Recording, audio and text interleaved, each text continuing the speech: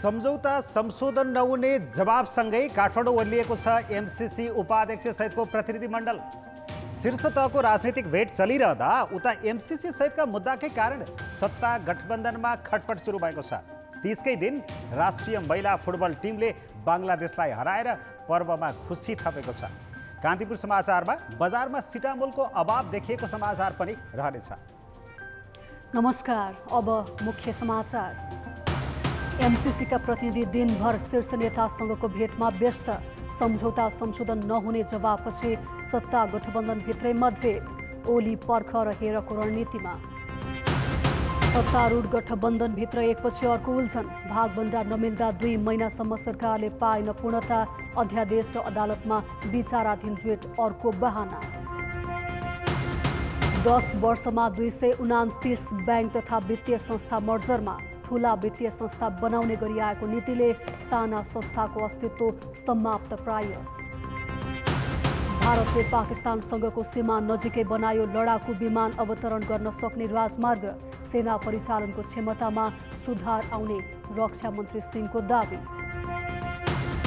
र मैत्रीपूर्ण महिला फुटबलमा बङ्गलादेशमाथि नेपालको 2-1 को जित। डेब्यू खेलमै सबिता र प्रीतिको गोल।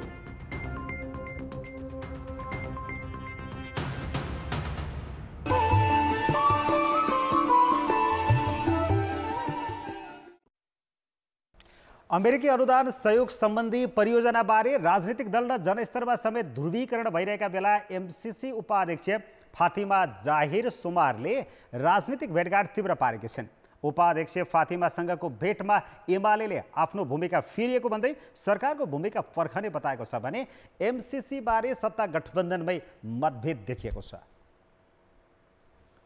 उपाध्यक्ष सहित बिहिबार बिहान काठमाडौँ आइपुगेकी एमसीसी उपाध्यक्ष सुमारले दिउँसो बालकोट पुगेर प्रमुख प्रतिपक्षी दल नेकपा एमालेका अध्यक्ष केपी शर्मा ओलीलाई भेटिन्। ओलीसँग उनले एमालेको भूमिका र धारणा बुझ्न आएको बताएकी थिइन्।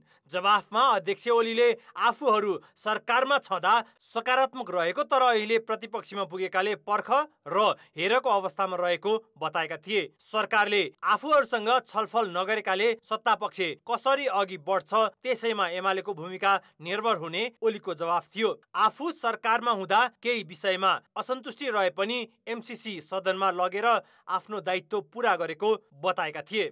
हिजो हामी सरकारमा हुँदा हामीले जे गरेका थियौँ आज हामी अपोजिसनमा हुँदा हामीले त्यो गर्न मिल्दैन। तपाईँहरू पनि थाहा छ डेमोक्रेसीमा अपोजिसन भनेको रोल के हो, रुलिङ पार्टीको रोल के हुन्छ। त्यसो हुँदा अपोजिसनमा भइरहेको अवस्थामा हामीलाई रुलिङ पार्टीले अहिलेसम्म यो विषयमा कुनै कुराहरू छलफल गरेको छैन। रुलिङ पार्टीका तर्फबाट कुनै डिसिजन पनि नआइरहेको र कुनै पनि किसिमको एप्रोच हामीलाई नगरिरहेको वर्तमान अवस्था हो। यो अवस्थालाई यहाँहरूले यही हिसाबले बुझिदिनुहोस् भन्ने हाम्रो भनाइरह्यो। ओलीसँगको भेटपछि सुमार नेतृत्वको टोलीले जनता समाजवादी पार्टीका अध्यक्ष उपेन्द्र यादव र नेता बाबुराम भट्टराईसँग भेटवार्ता गर्यो। त्यसपछि उनीहरूले सिंहदरबार पुगेर एमालेबाट हालै फुटेको नेकपा एकीकृत समाजवादीका अध्यक्ष माधव कुमार नेपाललाई भेटे। सम्झौता हुबहु कार्यान्वयन गर्न नहुने पक्षमा रहेका अध्यक्ष नेपालले सत्तारूढ दलहरू बीच थप छलफल गरिने बताएका थिए। एमसीसीको टोली दिनभर भेटवार्तामा दौडधुप गरिरहँदा सत्ता पक्षमा मत भिन्नता गहिरिँदो छ। सरकारले सोधेका प्रश्नले स्पष्ट पारेको भन्दै कांग्रेस संसदमा पारित गर्नै पर्ने पक्षमा छ। तर सत्ता गठबन्धनकै अर्को दल माओवादी केन्द्र भने सम्झौता परिमार्जन नगरी पास गर्नु राष्ट्रको हित विपरीत हुने अडानमै छ। एजिटीमा एमसीसी पास हुनु हुँदैन। कहीँ न कहीँ यसको परिमार्जनमा योसित सम्बन्धित सदनमा पास गर्ने र कानुन बनाउने फेरि सदनमा लगेर त्यो यदि नेपालको हितमा भोलि भएन भने हाम्रै देशको नियम कानुन पद्धति प्रणाली र सदन अनुरूप त्यसलाई पुनर्विचार गर्न नपाइने भन्ने पनि हुन्छ र। उपाध्यक्ष सुमार सहितको एमसीसी टोलीले शुक्रबार प्रधानमन्त्री तथा नेपाली कांग्रेसका सभापति शेरबहादुर देउबा र माओवादी केन्द्रका अध्यक्ष पुष्पकमल दाहालसँग भेट्दैछ। अमेरिकी टोलीले एमसीसीका पक्षमा दलहरूबीच मत ऐक्यताको पहल गरिरहँदा जनस्तरमा समेत एमसीसीको विरोधमा प्रदर्शन भइरहेका छन्। उपाध्यक्ष सुमार काठमाडौँ ओर्लँदै गर्दा त्रिभुवन अन्तर्राष्ट्रिय विमानस्थल आसपासको सुरक्षा व्यवस्था निकै कडा पारिएको थियो। कान्तिपुर समाचारका लागि क्यामेरामा सञ्जय लुइटेलका साथ सुबिन्द्र श्रेष्ठ, काठमाडौँ। यसैबीच एमसीसी बारे सहमति खोज्न आजै बसेको सत्ता गठबन्धनका 4 दलको बैठक निष्कर्ष विहीन भएको छ। एमसीसीको विषयमा एउटै धारणा बनाउन प्रधानमन्त्री निवास बालुवाटारमा बसेको सत्ता गठबन्धन दलको बैठकमा कुनै सहमति जुटेन। सरकारको नेतृत्व गरेको कांग्रेसले एमसीसीको विषयमा उठेका कुरा प्रश्न पारिएकाले अब अलमल गर्न नहुने धारणा राखेको थियो, तर माओवादी केन्द्रका नेताहरूले यथास्थितिमा पारित गर्न नहुने बताएका थिए। नेकपा एकीकृत समाजवादीले पनि हुबहु मानेर जान नहुने धारणा राखेको छ। जसपाले भने खुलेर यस विषयमा बोलेको छैन। प्रधानमन्त्री शेरबहादुर देउवाले भोलि एमसीसीको टोलीलाई भेट्नुअघि आज सत्ता गठबन्धनमा छलफल भएको हो। देउवासहित पुष्पकमल दाहाल, माधव कुमार नेपाल र उपेन्द्र यादव सहभागी बैठक 1 घण्टासम्म चलेको थियो। तर कुरा नमिलेपछि भोलि बस्ने गरी नेताहरू बाहिरिएका थिए। मन्त्री परिषद विस्तारबारे पनि उनीहरूबीच कुरा भएको बैठकमा सहभागी एक नेताले जानकारी दिएका छन्। 4 दिने भ्रमणका लागि नेपाल आएकी उपाध्यक्ष फातिमा सोमरसहित एमसीसी र प्रतिनिधि मण्डलको विरोधमा प्रदर्शन गरेको आरोपमा काठमाडौँमा 65 जना पक्राउ परेका छन्। एमसीसीको विरोध गर्न बिहान त्रिभुवन अन्तर्राष्ट्रिय विमानस्थल पुगेका समूहलाई प्रहरीले नियन्त्रणमा लिएको थियो। त्यस्तै एमाले अध्यक्षलाई भेट्न जाने क्रममा अवरोध गर्न खोजेको आरोपमा कोटेश्वर तथा कमलादी लगायतका स्थानबाट 4 वटा समूहका व्यक्ति पनि पक्राउ परे।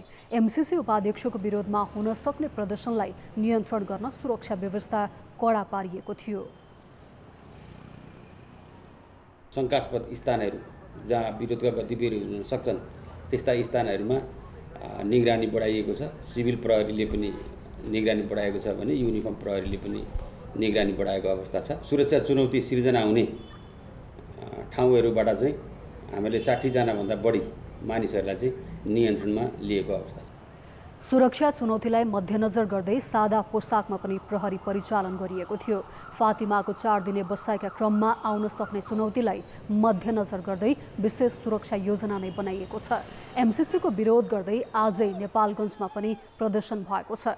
राष्ट्रिय प्रजातन्त्र पार्टी, जनमोर्चा नेपाल लगायतका दलका कार्यकर्ताले वीरेन्द्र चोकमा विरोध प्रदर्शन गर्दै प्रधानमन्त्री शेरबहादुर देउवाको पुतला जलाएका हुन्। यसैबीच सत्ता गठबन्धनको एक घटक जनता समाजवादी पार्टीका संघीय परिषद अध्यक्ष बाबुराम भट्टराईलाई हाम्रा सहकर्मी सुमन पन्थले केही बेर अघि सोधेका थिए। एमसीसीले स्पष्ट रूपमा सम्झौता संशोधन हुँदैन भनेपछि अब सत्ता गठबन्धनले के गर्छ? हामी सबैले दलहरूले, प्रमुख दलहरूले एउटा साझा सहमति बनाएर एउटा निर्णय गर्नुपर्छ। यसमा गठबन्धन सरकार मात्रै होइन, प्रमुख प्रतिपक्षी एमाले र अन्य दलहरूले पनि यो विषयमा साझा सहमति बनाउनुपर्छ भन्ने चाहिँ मेरो निजी धारणा हो र हाम्रो पार्टीभित्र पनि हामी यो विषयमा चाहिँ त्यही अनुसारको चाहिँ छलफल हामी चलाउँदैछौँ। मेरो यहाँनिर एउटा भनाइ के हो भनेदेखि राष्ट्रियताको मामिलामा हाम्रो जस्तो सानोदेखि जनता संवेदनशील हुनु अत्यन्त राम्रो कुरा हो। यसो हामी सबैले सहयोग गर्नुपर्छ। तर कुन कुरा राष्ट्रिय हितमा छ छैन भन्ने आधारमा हामीले निर्णय गर्नु पर्यो। कहीँबाट अनुदान प्राप्त हुन्छ, हामीले ब्याजमा चाहिँ 18 खर्ब जति ऋण लिएका छौँ र त्यो ऋण तिर्दैमा हाम्रो 15-20% चाहिँ पैसा हाम्रो जान्छ प्रति वर्ष। तर यसमा त हामीले फ्रीमा नै प्राप्त गरेका छौँ र हाम्रो पूर्वाधार बन्दैछ। फेरि यो यसमा भ्रष्टाचार गर्ने पनि कुनै ठाउँ छैन भने यस्तो रकम चाहिँ हामीले स्वीकार गरेर लागू गर्नु पर्थ्यो। यसमा ढिलो हुनु हुँदैन थियो। त्यसैले यसबारेमा हामी एउटा साझा अवधारणा बनाउँ र यसलाई चाहिँ अनुमोदन गरौँ भन्ने मेरो धारणा हो। मैले चाहिँ हेर्दा र अहिले उनीहरूले स्पष्ट दिइसकेको कुराहरूलाई हेर्दाखेरि र आज फातिमा सुमारसँग पनि कुराकानी गर्दा मैले चाहिँ के पाएँ भने यो चाहिँ एउटा विशुद्ध विकासको निम्ति दिएको एउटा चाहिँ अनुदान हो। नेपाली कांग्रेसको नेतृत्वमा गठबन्धन दलको सरकार बनेको 2 महिना पुग्न लाग्यो, तर प्रधानमन्त्री शेरबहादुर देउवाले अहिलेसम्म मन्त्री परिषद विस्तार गर्न सकेका छैनन्। एकपछि अर्को गर्दै गठबन्धन दलभित्र अनेक उल्झन र मन्त्रालय भागबण्डामा कुरा नमिल्दा सरकारले पूर्णता पाउन अझै समय लाग्ने देखिएको छ। आखिर केले रोकेको छ त मन्त्री परिषदलाई पूर्णता दिन?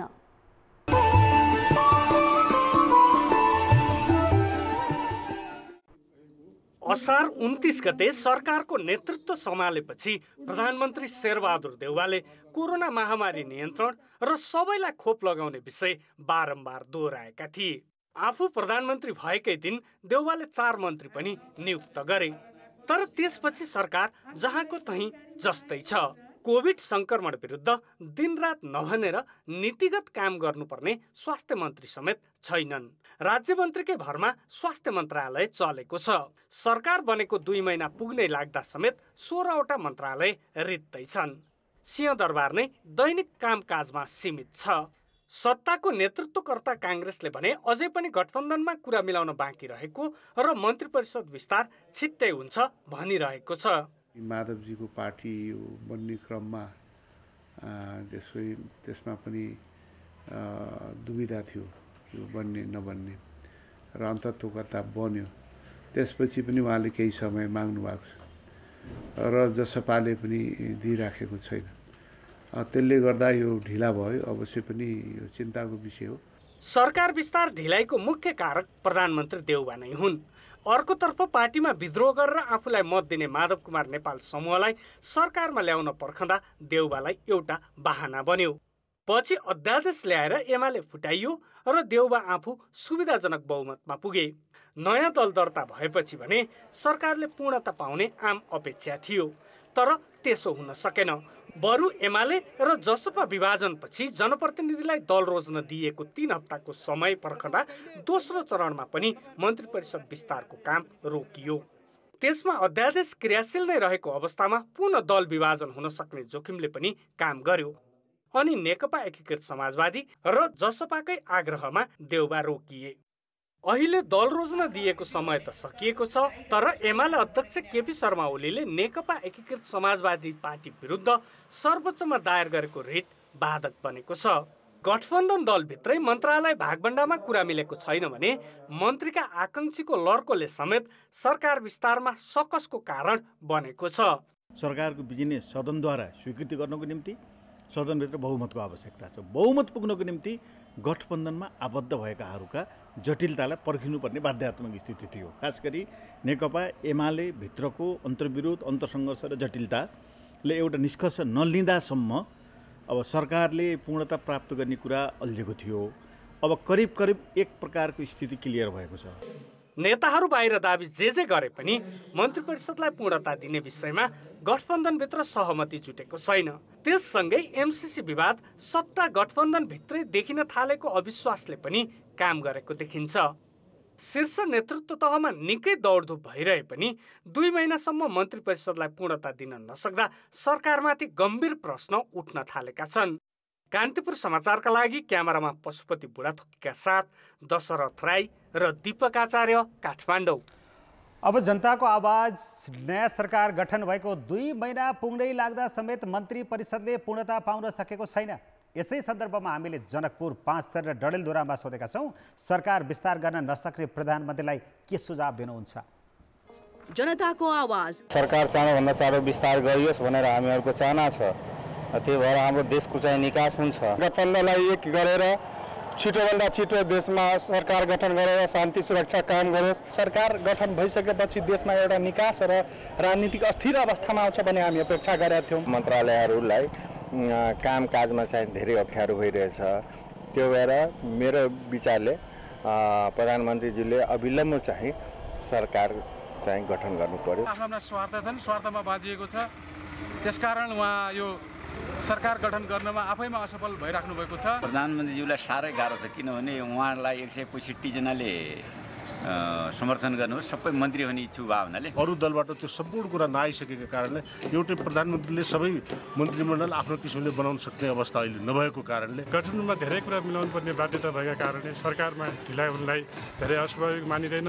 र यसको पवित्र उद्देश्य चाहिँ संसद जोगाउन थियो। खिचडी को गठबन्धन भएको छ। यो गठबन्धनका थुप्रै आफ्नै इन्ट्रेस्टहरू जुझेका छन्। त्यो इन्ट्रेस्टहरूले जुझाइले गर्दाखेरि पनि यो सरकारले पूर्णता पाउन नसकेको। देशलाई चाहिँ सही दिशामा मोड्नको लागि तत्काल सरकार गठन गर्नु जरुरत छ। सरकारमा रहेका पार्टीहरू पनि अस्थिर, प्रतिपक्षमा रहेका मान्छेहरू पनि अस्थिर हुन्छन्।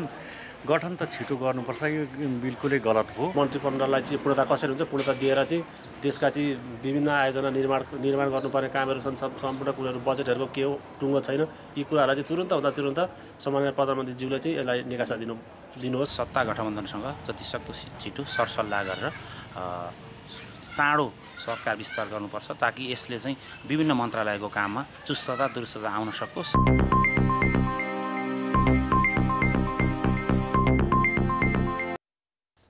समाचारमा स्वागत छ। अहिले काठमाडौँ लगायत देशका अधिकांश स्थानका औषधि पसलमा पारासिटामोल पाउनै मुस्किल छ। बजारको 60% भन्दा बढी हिस्सा स्वदेशी उत्पादनले ओगटेकाले पारासिटामोलको कृत्रिम अभाव सृजना भएको प्रति नियमनकारी निकाय औषधि व्यवस्था विभाग नै बेखबर छ।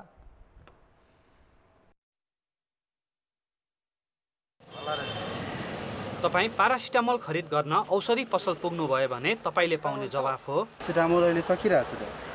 हो, अहिले काठमाडौँ, चितवन लगायत देशका विभिन्न स्थानमा सिटामोलको अभाव छ। मान्छेहरू चाहिँ सिटामोल किन्न आएर हुन्छ होइन, हामी चाहिँ अब फर्काउन बाध्य हुन्छ कि अब जुन हिसाबले अब मार्केटलाई चाहिएको छ त्यो हिसाबले चाहिँ हामी दिन सकिरहेको छैनौँ, किनभने चाहिँ अब त्यो हिसाबले हामीले चाहिँ परिमाण नै आउँदैन।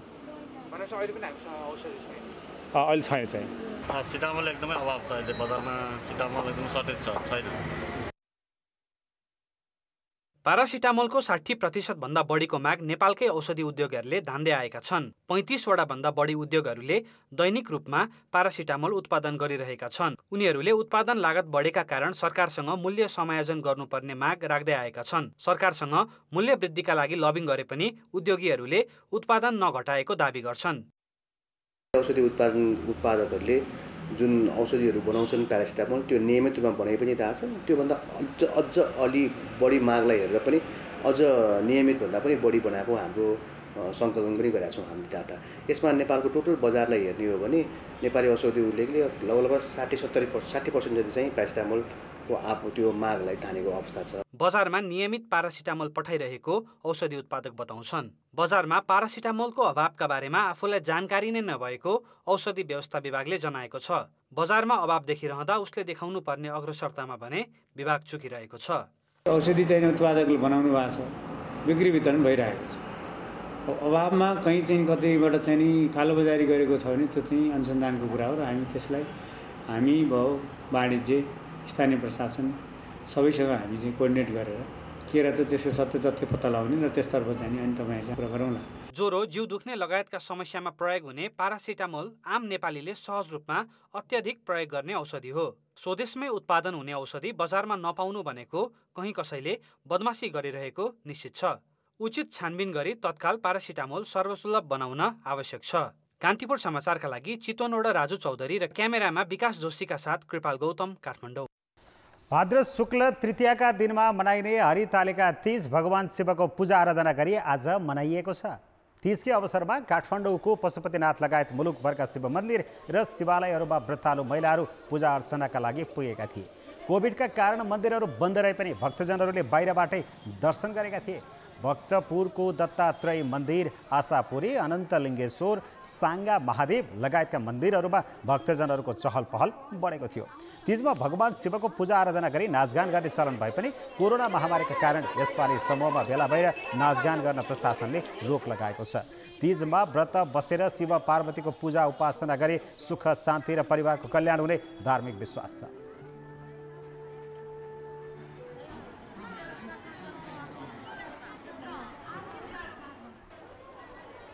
तीज पर्वकै अवसरमा नेपालगञ्जको बागेश्वरी मन्दिरमा पनि पूजापाठ गर्नेहरूको भिड लागेको थियो। उनीहरूले आयु लामो होस् अनि दीर्घायुको लागि र अनि स्वास्थ्यको लागि सबै राम्रो होस् भनेर बस्छन् भन्ने आस्थाले नै बसेको हो। विशेष अब श्रीमानको लागि भन्छन् होइन, अब त्यही हो, श्रीमानको राम्रो होस् भनेर। कोरोना महामारीका कारण मूल मन्दिर र जुङ्गे महादेवको मन्दिरभित्र पूजा गर्न रोक लगाइएको थियो। आज महिलालाई सार्वजनिक बिदा दिएको थियो भने सरकारले स्वास्थ्य सावधानी अपनाएर पर्व मनाउन सबैलाई अनुरोध गरेको थियो।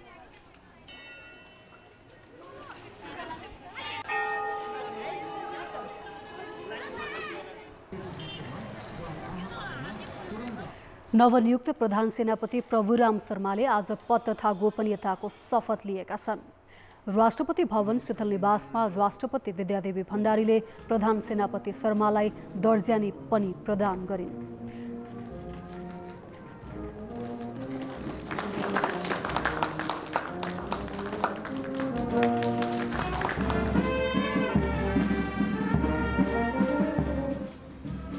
शर्माले आजै प्रधान सेनापतिको जिम्मेवारी सम्हालेका छन्।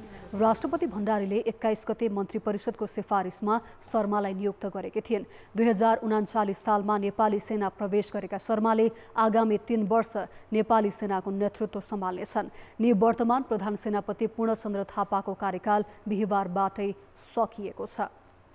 नेपाली कांग्रेसका प्रवक्ता विश्वप्रकाश शर्माले पार्टीको 14औं महाधिवेशनका लागि महामन्त्रीमा उम्मेदवारी घोषणा गरेका छन्। पार्टी संस्थापन नेता बीपी कोइरालाको जन्म जयन्तीको दिन पारेर कांग्रेस प्रवक्ता शर्मा उम्मेदवारी घोषणा गर्न आज बीपी संग्रहालय सुन्दरीजल पुगेका हुन्। संग्रहालय परिसरमा रुद्राक्षको बिरुवा रोपेर उनले महामन्त्रीमा उम्मेदवारी घोषणा गरे। नेपाली कांग्रेसको आगामी महाधिवेशनबाट नेपाली कांग्रेस पार्टीको महामन्त्रीको जिम्मेवारीमा गएर तपाईहरु सबैको साथ सहयोग समर्थन लिएर एउटा यस्तो सपनाका साथ नेपाली कांग्रेसलाई ड्राइभ गर्नुपर्छ भन्ने घोषणा गर्न चाहन्छु, ताकि नेपाली कांग्रेसले 3 वटा निर्वाचन लगातार जितेर देशलाई एउटा बाटो दिनुपर्छ। प्रधानमन्त्री एवं पार्टी सभापति शेरबहादुर देउवा निकट मानिने प्रवक्ता शर्माले महामन्त्री उम्मेदवारी सभापति संघको परामर्शमा दिएको बताएका छन्। संस्थापन पक्षमा रहेका महामन्त्रीका धेरै आकांक्षीलाई उछिन्दै शर्माले उम्मेदवारी घोषणा गरेका हुन्। कांग्रेसको 14औं महाधिवेशन आगामी मङ्सिर 9 गतेदेखि 12 गतेसम्म काठमाडौँमा हुँदैछ।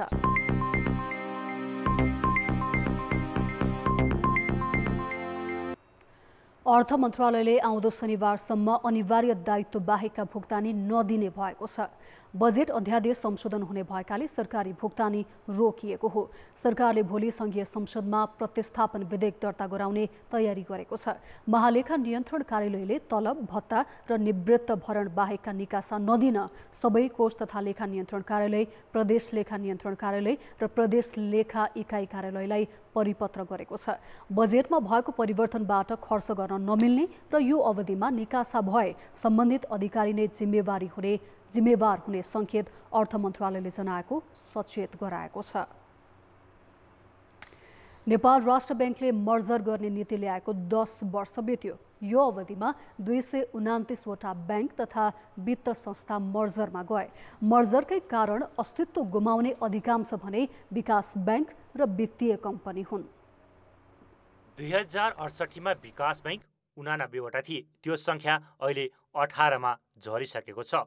10 वर्षको अवधिमा 71 वटा विकास ब्याङ्क मर्जरमा गएर विलय भइसकेका छन्। यस्तै वित्त संस्थाको संख्या पनि 10 वर्षमा 79बाट 17 मा झरेको छ। राष्ट्र ब्याङ्कको मर्जर नीतिका कारण 171 संस्थाको इजाजत खारेज भइसकेको छ। 90% वित्त कम्पनी वाणिज्य ब्याङ्कमा गाभिएका हुन्। राष्ट्र ब्याङ्कले वाणिज्य ब्याङ्कलाई एक आपसमा गाभिन भने पनि यो 10 वर्षको अवधिमा त्यस्ता 4 ब्याङ्क मात्र आपसमा गाभिएका छन्। अहिले 15 वटा ब्याङ्क तथा वित्तीय संस्था मर्जरको प्रक्रियामा रहेकामा आपसमा गाभिन लागेका वाणिज्य ब्याङ्क भने 2 वटा मात्र हुन्। प्रोसेसमा रहेका क वर्गका वाणिज्य ब्याङ्कहरूमा 2 वटा वाणिज्य ब्याङ्कहरू छन्, एनआइबी र एचबिएल। त्यस्तै गरेर ख वर्गका गरिमा र सहारा प्रोसेसमा हुनुहुन्छ। ग वर्गका कुनै पनि छैनन् र घ वर्गका 19 वटा संस्थाहरू मर्जर एन्ड एक्विजिसनको प्रोसेसमा हुनुहुन्छ। यसरी चाहिँ यो 10 वर्षको अन्तरालमा ब्याङ्क वित्तीय संस्थाहरूको सङ्ख्या घट्या छ र शाखा सङ्ख्या बढ्या छ। यसले गर्दाखेरि हामीले मर्जर र एक्विजिसनको पोलिसी पश्चात बढी गरेर बी र सी क्लासका ब्याङ्क वित्तीय संस्थाहरू हामीले घटेको पाएका छौँ। राष्ट्र ब्याङ्कका पूर्व गभर्नर चिरञ्जीवी नेपालले 7 वर्ष अघि वाणिज्य ब्याङ्क, विकास ब्याङ्क र वित्त कम्पनीले चुक्ता पुँजी वृद्धि गर्नुपर्ने नीति ल्याए। वाणिज्य ब्याङ्कलाई ठूलो आकारको बनाउने परिकल्पनासहित नीति ल्याइएको थियो। तर वाणिज्य ब्याङ्कले पुँजी बढाउन विकास ब्याङ्क र वित्त कम्पनी गावे। त्यही कारण विकास ब्याङ्क र वित्त कम्पनीको संख्या उल्लेख्य घटेको हो। जानकारहरू यसबाट साना ऋणी तथा निक्षेपकर्ता बैंकिङ प्रणाली बाहिर रहने जोखिम देख्छन्। आजको दिनमा पनि तपाईँ दूरदराजको कुरा छोडिदिनु, काठमाडौँमा पनि तपाईँले हेर्नुभयो भने त्यो ब्याङ्किङ एक्सेस चाहिँ अझ पनि छैन। लोन लिनलाई अझ पनि सकेसम्म आफन्तहरू कहाँबाट नै पैसा लिने वा भनौँ न जसले प्राइभेटली लेन्डिङ गर्छ तिनीहरू कहाँ गएर काम चलाउनु, किनभने त्यो प्रोसिडियरै थाहा छैन। ब्याङ्किङमा जाँदाखेरि के गर्नुपर्छ, त्यहाँ कति झन्झट हुन्छ, त्यो उहाँहरूलाई लाग्छ एकदमै झन्झट हुन्छ, एकदमै गाह्रो छ भन्ने कुरा लाग्छ। तर त्यो ग्रेजुएट गर्ने काम त्यसलाई उहाँहरूलाई चाहिँ इन्ट्रोड्युस गराउने, ब्याङ्कमा लोन कसरी लिने वा भनौँ त्यसलाई त्यो गर्नलाई के गर्नुपर्छ भन्ने सिकाउने कामहरू चाहिँ सबै हामी फाइनेन्स कम्पनीहरूले गरेका छौँ। मर्जर मार्फत वाणिज्य बैङ्कको आकार ठुलो बनाउन राष्ट्र बैङ्कले अहिले पनि प्रशस्त छुटको नीति लिएको छ। तर विकास बैङ्क र वित्त कम्पनीलाई आपसमा गाभिनका लागि भने राष्ट्र बैङ्कले प्रोत्साहन गरेको छैन। कान्तिपुर समाचारका लागि क्यामेरामा विकास जोशी र हरिशरण तिमिलसेनाका साथ सुधिल पोखरेल, काठमाडौँ। टिभीएस मोटर कम्पनीले TVS Apache RTR 4B motorcycle Nepali बजारमा भित्राएको छ।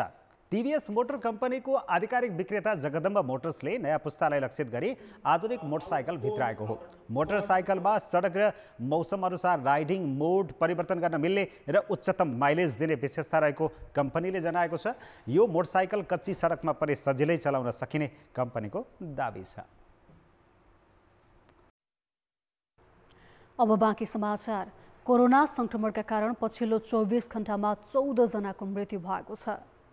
करिब 8,900मा पीसीआर परीक्षण गर्दा 1,058 जनामा कोरोना पोजिटिभ देखिएको छ।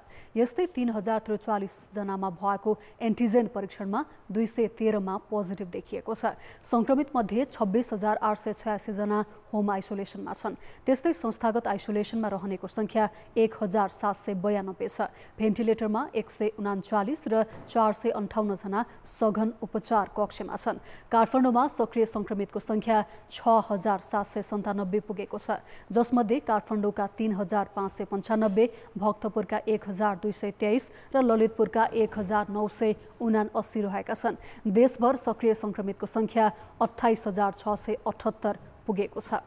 अब जनमतको अन्तिम परिणाम। जनमतमा हिजो हाम्रो प्रश्न थियो, सरकारले रासायनिक मलको सहज आपूर्ति गर्न नसक्नुको कारण के होला? ए निकम्मा संयन्त्र, बी कमिसनको खेल र सी झन्झटिलो प्रक्रिया। जनमतको अन्तिम परिणाम यस्तो छ। ए निकम्मा संयन्त्रमा 26%, बी कमिसनको खेलमा 70% र सी झन्झटिलो प्रक्रियामा मात्र 4%।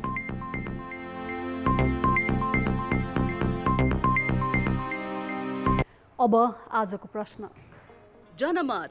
आज हाम्रो प्रश्न छ, मर्जर नीतिले ठुला ब्याङ्कहरूलाई एक आपसमा गाभिन किन प्रेरित गर्न नसकेको होला? ए अस्पष्ट नीति, बी नियमन नहुनु र सी ब्याङ्कहरूकै अनिच्छा।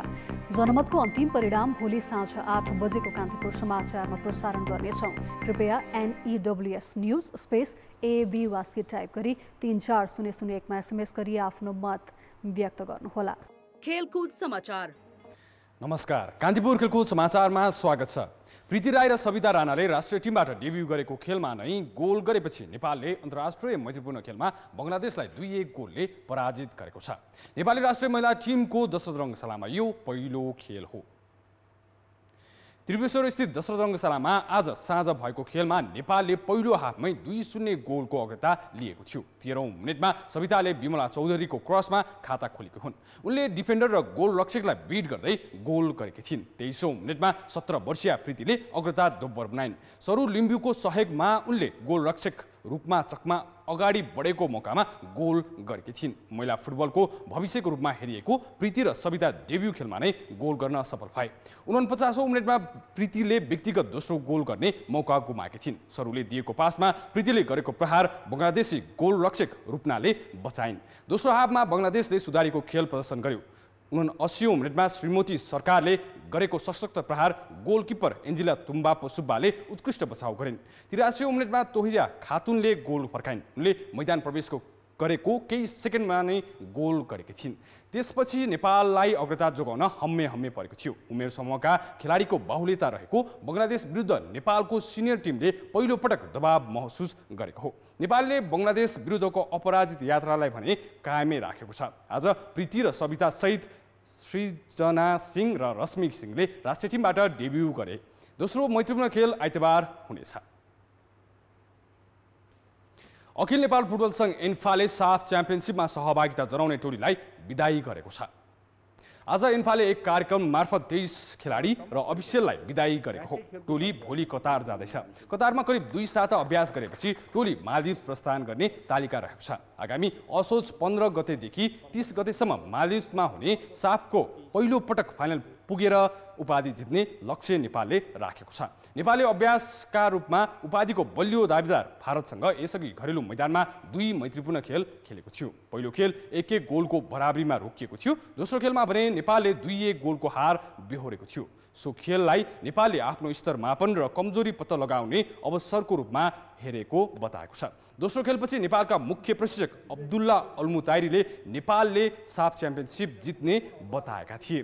नेपाललाई उद्घाटन खेलमा घरेलु टोली मालदिप्सले स्वागत गर्ने तालिका रहेको छ। साबिक विजेता समेत रहेको मालदिप्सले साफ च्याम्पियनसिपको उपाधि 2 पटक जितिसकेको छ। प्रतियोगितामा 5 देशको मात्र सहभागिता रहनेछ। पाकिस्तान फिफाको प्रतिबन्धमा छ भने यता भुटानले कोरोनाको कारण देखाएर प्रतियोगिताबाट नाम फिर्ता लिएको छ। नेपालले भोलि पपुवा न्यू गिनी विरुद्धको दोस्रो एकदिवसीय अन्तर्राष्ट्रिय खेल खेल्दैछ। यो खेल डे नाइटमा हुनेछ। अल अमारत क्रिकेट स्टेडियममा हुने खेल नेपाली समयअनुसार दिउँसो 4:15 बजे सुरु हुनेछ। नेपालले एकदिवसीय अन्तर्राष्ट्रियमा पहिलोपटक डे नाइट खेल्न लागेको हो। टी20मा भने सन् 2019मा सिङ्गापुरमा भएको त्रिकोणात्मक सिरिजमा प्रतिस्पर्धा गरेको थियो। सिरिजमा घरेलु टोली सिङ्गापुर र जिम्बाब्वे सहभागी रहेका थिए। नेपालले गत मङ्गलबार भएको पहिलो ओडिआईमा पपुवा न्यू गिनीलाई 2 विकेटले पराजित गरेको थियो। 135 रनको झिनो लक्ष्यका लागि नेपालले 8 विकेट गुमाएको थियो। यो खेलमा नेपाली ब्याट्सम्यानले रनका लागि निकै सङ्घर्ष गरेका थिए। भोलिको खेलमा ब्याटिङ सुधारको अपेक्षा गरिएको छ। विश्वकप लिग 2 सिरिज अघिको यो खेलको प्रदर्शन नेपाली टोलीका लागि महत्त्वपूर्ण रहेको छ। भोलिको खेलसँगै नेपालले सिरिजको तयारी पुरा गर्नेछ। नेपालले भदौ 28 गतेबाट ओमानमा नै सुरु हुने त्रिकोणात्मक सिरिज खेल्नेछ। सिरिजमा घरेलु टोली ओमान र अमेरिका समावेश छन्। कान्तिपुर खेलको समाचारलाई यति नै। अब मौसम सम्बन्धी जानकारी।